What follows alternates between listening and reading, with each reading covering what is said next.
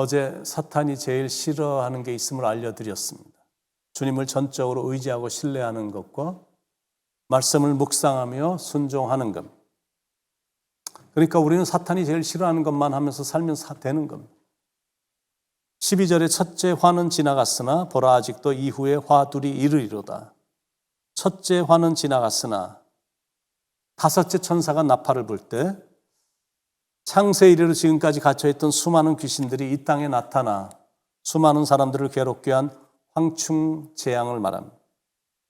첫째 화는 지나갔으나 보라 아직도 이후에 화 둘이 이르리로다.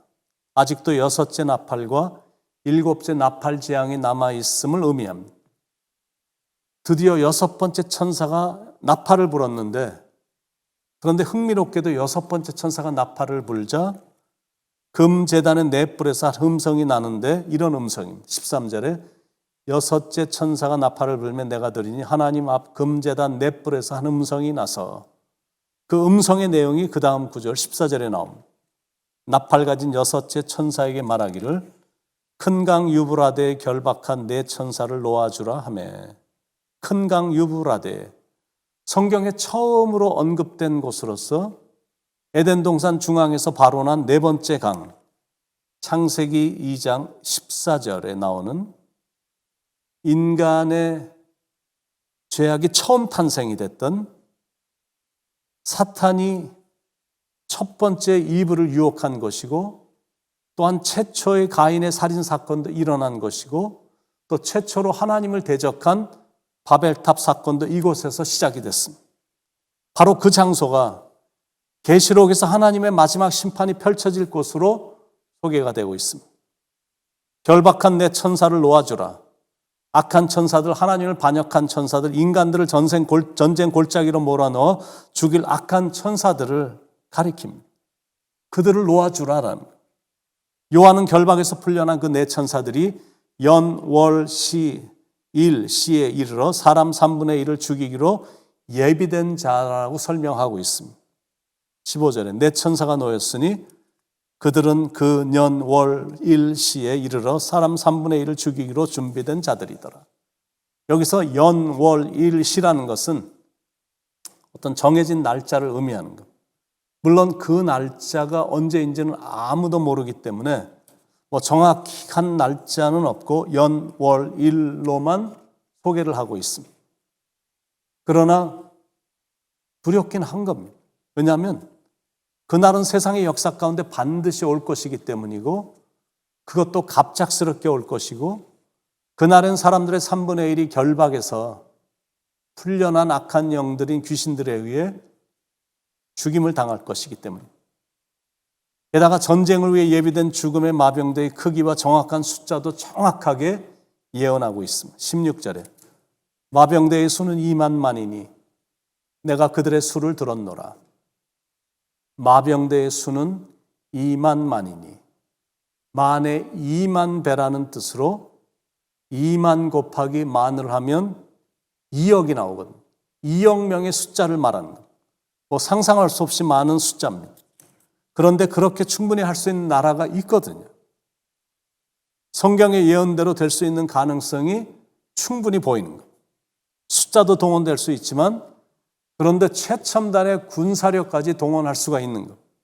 그러니 그렇게 되면 이 세상은 완전 종말인 것. 그들의 모습은 10절의 황충의 모습과 아주 비슷합니다. 사탄의 속성을 갖고 있고 사자와 같이 맹렬하고 아주 흉포한 모습을 갖고 있습니다. 17절에 이 같은 환상 가운데 그 말들과 그 위에 탄 자들을 보니 불빛과 자줏빛과 유황빛 호심경이 있고, 또 말들의 머리는 사자 머리 같고 그 입에서는 불과 연기와 유황이 나오더라. 이 세 재앙, 곧 자기들의 입에서 나오는 불과 연기와 유황으로 말미암아 사람 3분의 1이 죽임을 당하니라. 입에서 나오는 불과 연기와 유황이란 게 뭐냐면 사망의 독소를 말하는 거예요. 결국 그 독소로 인해 사람의 3분의 1이 죽는다라는 거예요. 19절에 이 말들의 힘은 입과 꼬리에 있으니 꼬리는 뱀 같고 또 꼬리에 머리가 있어 이것으로 해야 하더라. 그러나 살아남은 자들도 안심할 수 없는 게 이 심판이 최종 심판이 아니기 때문에, 그들을 심판할 최후의 순간이 여전히 그들을 기다리고 있습니다. 20절, 21절.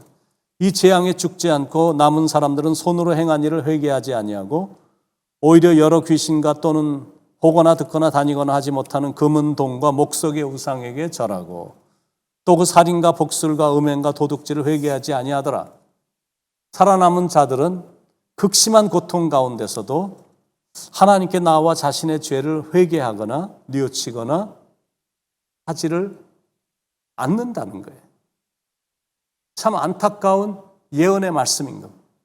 마치 애굽의 바로왕처럼 그렇게 심한 재앙을 보면서도 그렇게 심한 고통이 임했는데도 그 마음이 더 완악해지는 것과 같은 거예요. 그렇게 그때가 되면 완악해지는 겁니다. 하나님이 가장 싫어하시는 우상 숭배를 보란 듯이 일삼고 귀신에게 절하고 악행을 그치질 않는 것. 특히 십계명의 6계명부터 10계명까지를 어기면서 하나님을 대적합니다. 그러면 또 그 살인과 6번째 계명인 살인하지 말라는 계명을 어기는 겁니다. 그 다음에 나오는 단어 복술과, 복술은 마술, 주술, 전복, 사술과 같은 말인데 귀신과 교제하며 귀신의 힘과 지시를 받아 사람의 마음을 미혹하는 하나님이 가증히 여기시는 첫 번째 계명을 위반하는 범죄 행위. 그 다음에 나오는 말 음행과 7번째 계명인 간음하지 말라는 계명을 어기는 겁니다. 도둑질을 8번째 계명인 도둑질을 하지 말라는 계명을 위반하는 겁니다. 결국 9번째 계명과 10번째 계명까지 다 어기는 겁니다. 내 이웃에 대하여 거짓 증거하지 말라. 내 이웃의 집을 탐내지 말지니라. 내 이웃의 아내나 그의 남종이나 그의 여종이나 그의 소나 그의 낙이나 물은 내 이웃의 소유를 탐내지 말지니라. 이렇게 계명을 어기고 악행을 일삼으면서도 회개라는 건 절대 안 합니다. 회개하지 아니하더라. 참 안타까운 일이죠. 그런데 이미 그런 일은 지금 우리가 사는 현대 시대에서도 여실히 볼 수 있습니다. 현대 시대의 심각한 문제는 살인, 복술, 음행, 도적질 이런 겁니다. 전 세계 어느 나라를 막론하고 살인과 복술과 음행과 도적질이 거리를 난무하고 있어요.